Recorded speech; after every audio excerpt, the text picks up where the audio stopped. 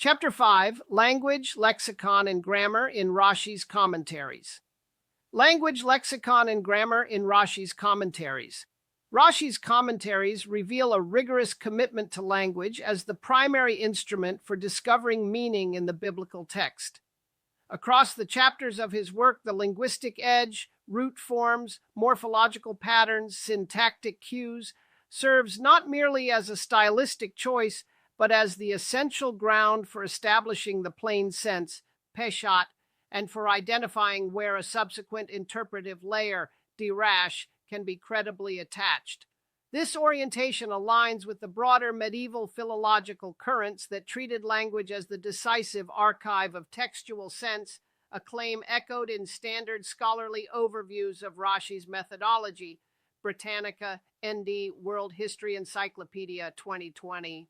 Yet the distinctive feature of Rashi's practice is the disciplined integration of linguistic analysis with interpretive reasoning.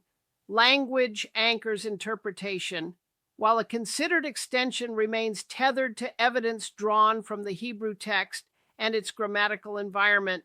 The following sections trace how language operates as both tool and horizon in his exegesis, and why this matters for modern independent study. Foundations of linguistic grounding, roots, stems, and morphology. Central to Rashi's method is attention to root construction and morphological patterns as the primary clues to semantic range. By examining root letters, verb stems, and inflectional families, Rashi reconstructs the most plausible literal meaning and clarifies how nuances in form yield shifts in sense. This lexical discipline is not a mechanical catalog of words. It represents a disciplined inquiry into how Hebrew morphology organizes meaning within a given syntactic frame. The emphasis on lexical grounding reflects the broader philological sensitivities described in scholarly discussions of Rashi's approach and situates his commentary within a tradition that treats root-based interpretation as foundational. For independent learners, the implication is clear. A careful account of root form and morphology should precede broader interpretive moves, ensuring that subsequent dirash rests on a solid lexical footing. Syntactic analysis, how grammar guides interpretation. Beyond roots, Rashi's commentary foregrounds syntax as a critical determinant of meaning.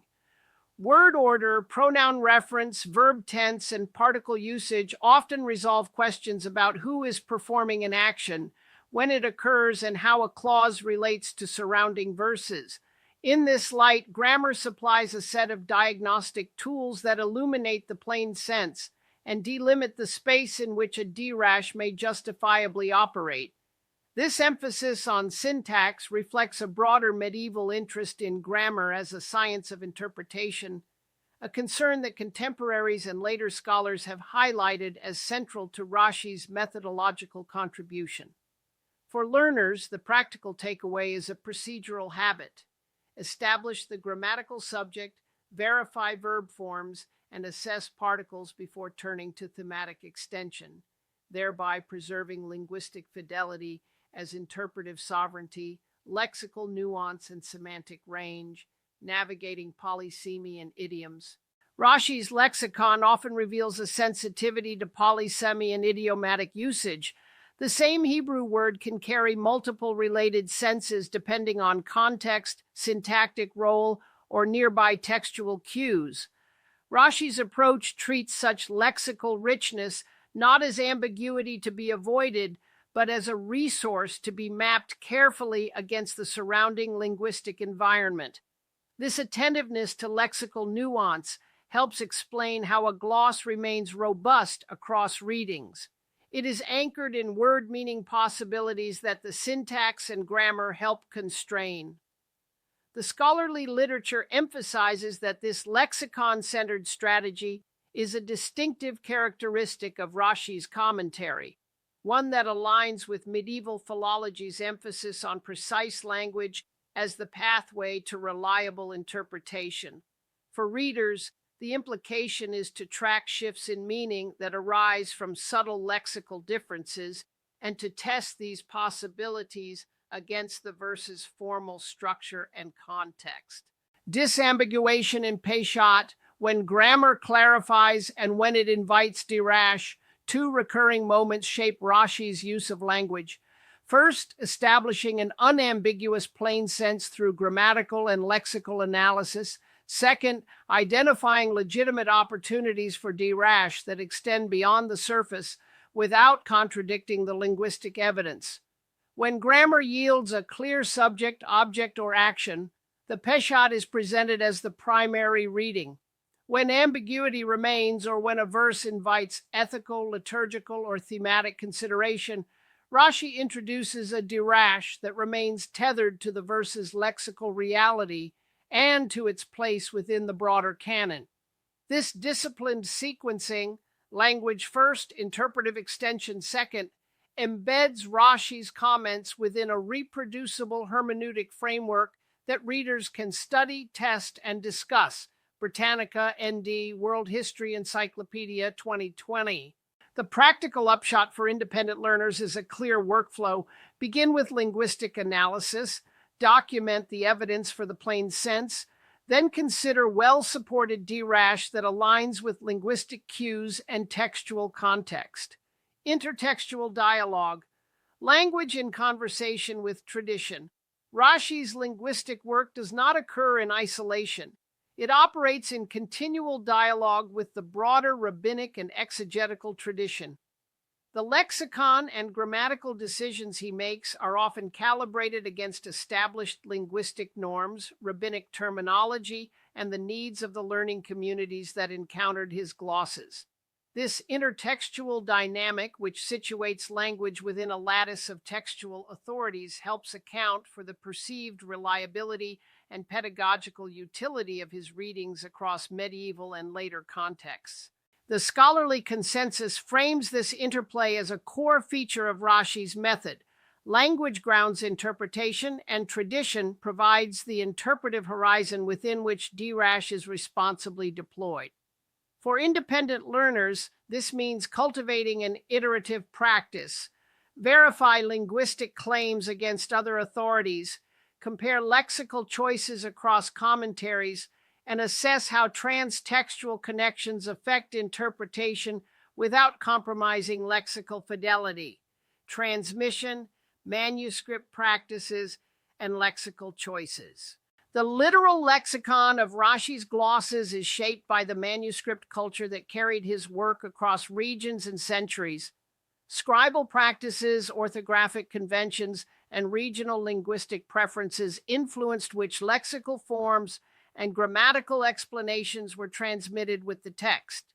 This material dimension matters because it can affect how readers understand Rashi's decisions about word meanings, syntactic relationships, and even how certain phrases are glossed. The Provençal and broader medieval European context discussed in earlier chapters illuminate how manuscript networks provided the infrastructure for consistent lexicon use and for the dissemination of language-centered interpretive habits. For independent learners, recognizing this transmission layer invites a cautious reading that distinguishes linguistic claims grounded in the text from scribal or editorial choices that may vary across manuscripts. Implications for independent learners: a workflow for language-centered interpretation. The language-centered reading of Rashi invites a pragmatic, reproducible workflow. Begin with a careful line-by-line examination of the Hebrew text to establish the Peshat via grammar, root form, and morphology. Document linguistic observations with explicit references to lexical evidence. Where the grammar supports a single reading, present that as the plain sense. Where it does not, identify plausible dirash grounded in the verse's linguistic environment and in the surrounding canon. Then consult cross-textual sources, rabbinic, medieval, and modern, to assess how the dirash aligns with broader interpretive patterns and to test the extension against additional linguistic data. Finally, compare the proposed interpretation against alternate glosses and scholarly commentaries to evaluate coherence and applicability. This sequence, language, cross-textual checking, and critical appraisal, embodies a disciplined, transferable approach to textual interpretation that can be applied beyond biblical studies to any field that depends on close reading of complex texts. Looking forward, the lexicon as a living instrument in scholarly practice. As the book progresses, the study of Rashi's lexicon and grammar will be linked back to broader hermeneutic questions. How do lexical choices shape interpretive options? How can readers distinguish between linguistic necessity and editorial preference? And how does the interaction of language with tradition guide responsible scholarship in a changing intellectual landscape? The forthcoming chapters will continue to illuminate these questions by showing how language, grammar, and lexicon function collectively to produce coherent, teachable readings that have sustained rabbinic scholarship for centuries. For independent learners, the aspiration is to cultivate a reflective, evidence-based practice in which language is not a hurdle, but a powerful instrument for disciplined inquiry. Key takeaways for transferable knowledge and skills. In relation to language, lexicon, and grammar in Rashi's commentaries, readers should be able to articulate and apply the following insights in independent study. Language serves as the primary anchor for the Peshat, with morphology and root analysis guiding semantic decisions. Syntax and grammatical cues are essential interpretive tools that determine subjects, objects, and action, thereby shaping the direction of analysis. Lexical nuance and idiomatic usage require careful mapping against context, ensuring that polysemy is treated as a resource rather than a barrier. Dirash should be tethered to linguistic evidence. The sequence language first, extension second supports reproducible, responsible interpretation. Manuscript transmission and scribal variation must be considered when evaluating lexical claims, as this history influences how language-based readings have traveled.